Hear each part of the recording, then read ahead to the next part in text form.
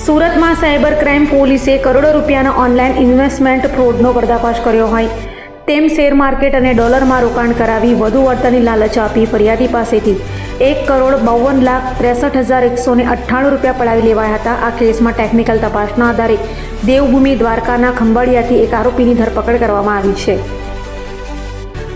Surat cyber crime police પાસેથી મળતી માહિતી મુજબ ફરિયાદીનો વોટ્સએપ મારફતે સંપર્ક કરી શેર માર્કેટ અને ડોલરમાં રોકાણ કરવાથી વધુ વળતર મળશે તેવી લાલચ આપવામાં આવી હતી. ત્યારબાદ ફેક વેબસાઇટની લિંક મોકલી ટ્રેડિંગ એકાઉન્ટ બનાવવામાં આવ્યું અને અલગ અલગ બેંક ખાતામાં રૂપિયા ટ્રાન્સફર કરાવવામાં આવ્યા હતા. ફરિયાદીના ટ્રેડિંગ એકાઉન્ટમાં નફો દેખાડી રૂપિયા ઉપાડવા માટે અલગ અલગ ચાર્જના નામે વધુ રકમ માંગવામાં આવી હતી. આખરે ફરિયાદીના કુલ 1,52,63,198 રૂપિયા પરત ના આપી ઓનલાઈન છેતરપિંડી કરવામાં આવી હતી. સાયબર ક્રાઇમની ટીમે ટેકનિકલ તપાસના આધારે ખંભાળિયા ખાતે આરોપી રિયાઝ ઉર્ફે શોએબને ઝડપી પાડ્યો છે. પોલીસના જણાવ્યા મુજબ આરોપી કમિશનના બદલામાં બેંક એકાઉન્ટ મેળવી સાયબર ફ્રોડના નાણાં ટ્રાન્સફર કરાવવામાં સામેલ હતો. પોલીસે લોકોને સાવચેત રહેવા અને સાયબર ફ્રોડનો ભોગ બન્યા બાદ તાત્કાલિક 1930 હેલ્પલાઇન પર સંપર્ક કરવાની અપીલ કરી છે. ઓપરેશન મ્યુલ હન્ટ 2.0 દરમિયાન એક ઇન્વેસ્ટમેન્ટ ફ્રોડના ગુનામાં 3 આરોપીઓની ધરપકડ કરવામાં આવેલ હતી.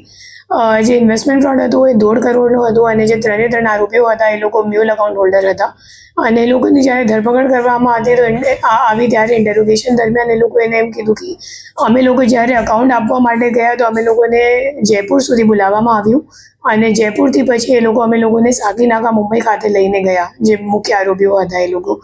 તો પછી આપણી જે ટીમ છે એ મુંબઈ સુધી રેકી કરવા માટે ગઈ સાકીનાકામાં અને આપણે જે આરોપીને ચેસ કરતા હતા પછી એ ખબર પડી કે ટેકનિકલ વર્કઆઉટથી કે એ જે આરોપી છે દ્વારકામાં ખંભાળિયામાં છે.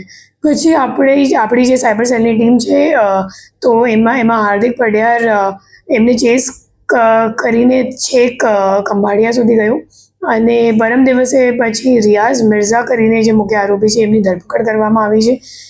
રિયાઝ મિર્ઝા સહિત 2 અન્ય આરોપીઓ આમાં નાસ્તા ફરતા છે અને 3 આરોપીઓ જે ઇન્વેસ્ટમેન્ટ ફ્રોડના ગુનામાં મ્યુલ એકાઉન્ટ યુઝ કરવામાં આવે છે તો એ તમામ મ્યુલ એકાઉન્ટમાં પૈસા લઈને પછી એ લોકો USDTમાં કન્વર્ટ કરીને જે મુખ્ય કોલ સેન્ટર કેમ્બોડિયા અને મ્યાનમારથી ચાલુ છે એમાં એ લોકો USDT મારફતે એમના વોલેટમાં ટ્રાન્સફર કરીને પછી પૈસા એ દેશથી બહાર મોકલે છે.